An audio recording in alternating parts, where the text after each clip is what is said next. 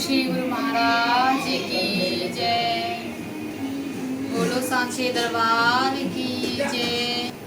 बोलो स्वामी ब्रह्मानंद महाराज की जय।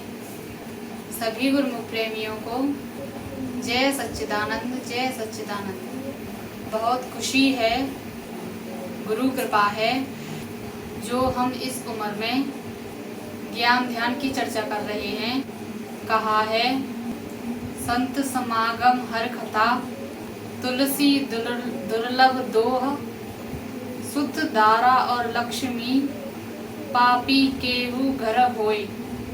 सत्संग और गुरु महाराज का कीर्तन भाग्यशाली गुरुमुख प्रेमियों के यहाँ होता है। सुत दारा और लक्ष्मी, सुत माने बेटा और बेटी, लक्ष्मी माने माया। ये तो पापियों के घर भी होती है, पर भाग्यशाली वो हैं जिनके यहाँ सत्संग होता है, ज्ञान की चर्चा होती है। इसीलिए आज बताएंगे 3 लोक कौन कौन से हैं तथा 14 लोक कौन कौन से हैं। 14 लोकों को 14 भवन भी कहा है। तो 3 लोक इस प्रकार हैं। हम जो बैठे हुए हैं यह पृथ्वी लोक है। पृथ्वी लोक को भूलोक भी कहते हैं। और इसके ऊपर हम पृथ्वी लोक में बैठे हुए हैं। पृथ्वी लोक को भूलोक भी कहते हैं। पृथ्वी लोक और नीचे पाताल लोक, सबसे ऊपर ब्रह्मलोक, यह 3 लोक हैं।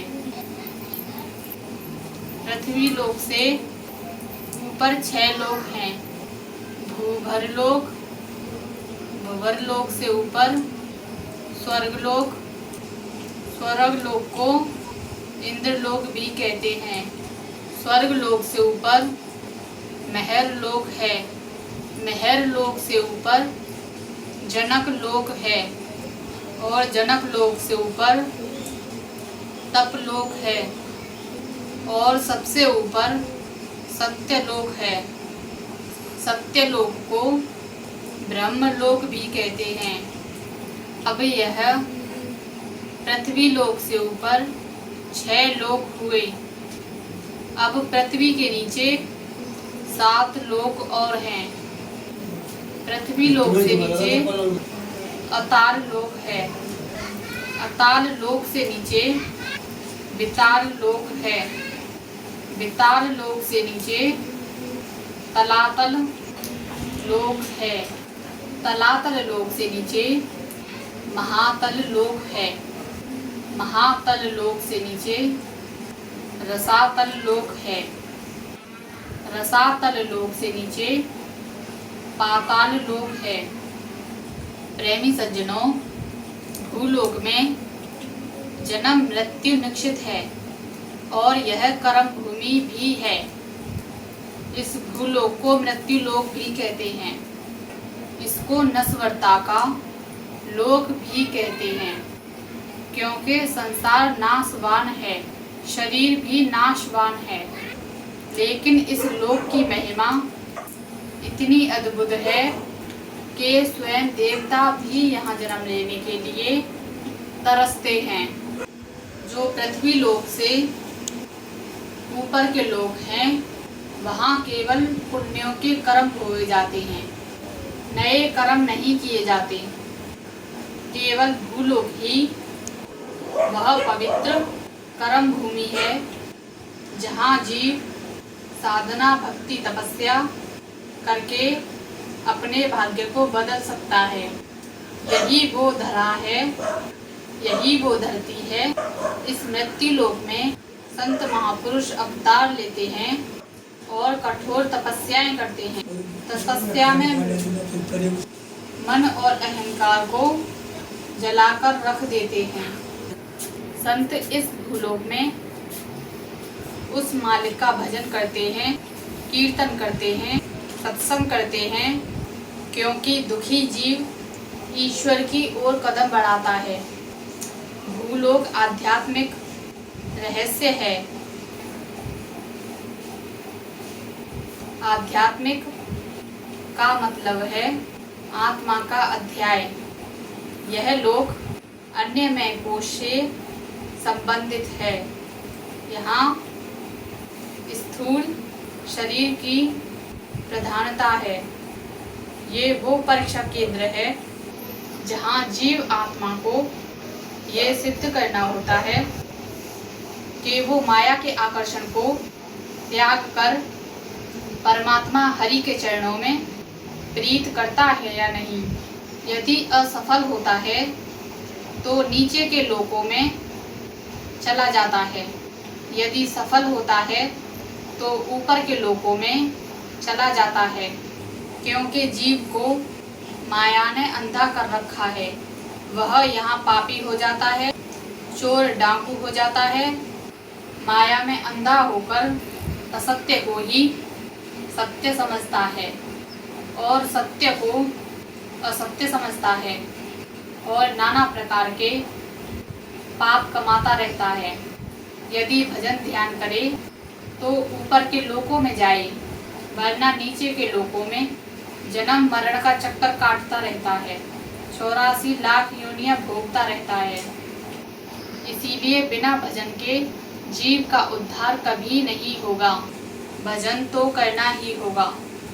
भजन एक सार है जग में, क्यों बिरता जन्म खोता है। ये भवसागर कठिन धारा पार किस विध से जाओगे। बिना हर भजन के कोई नहीं भव पार होता है। भजन एक सार है जग में, क्यों बिरथा जन्म खोता है। मनुष्य की देह ले आए राम और कृष्ण अवतारी, भजन उनने किया भारी। तू क्यों गफलत में सोता है। भजन एक सार है जग में, क्यों वृथा जन्म खोता है। अनेकों विपत को सहता विषादी याद मालिक की, विसारी याद मालिक की। लोभ और मोह में फंसकर नरक के बीज बोता है। भजन एक सार है जग में, क्यों वृथा जन्म खोता है। मनुष्य की देह धरे आया शरण सतगुरु की जा प्यारे। खोज निजानंद सतगुरु को कर्म के मैल धोता है। भजन एक सार है जग में, क्यों वृथा जन्म खोता है। इसीलिए इन पापों को मिटाने के लिए भजन किया जाता है, पुण्य धर्म किए जाते हैं। इसीलिए कहा है गुरुओं का सम्मान कभी ना भूले हम, इतना बने महान उनको झूले हम। सुबह सवेरे लेकर तेरा नाम प्रभु, करते हैं हम शुरू आज का काम प्रभु। तो आज का विचार 3 लोक और 14 भवन। 14 भवन को 14 लोक भी कहा जाता है। यदि आत्मा के प्रकाश को देखना है तो हमें अपनी सुरती को भजन के माध्यम से ऊपर के लोकों में ले जानी होगी, तो आत्मा का प्रकाश दिखाई देगा। इस जीव आत्मा को मन बुद्धि ने अपने साथ मिला लिया है। इसीलिए आत्मा का प्रकाश दिखाई नहीं देता और ना ही आत्मा मुक्त हो पा रही है। इसीलिए मुक्ति का कोई तो जतन कर लो, थोड़ा थोड़ा गुरु का भजन कर लो। इन्हीं शब्दों के साथ मैं अपनी वाणी को विराम करती हूँ। कोई गलती हो तो क्षमा करें, अभी हम नादान बच्चे हैं। बोलो श्री गुरु महाराज की जय।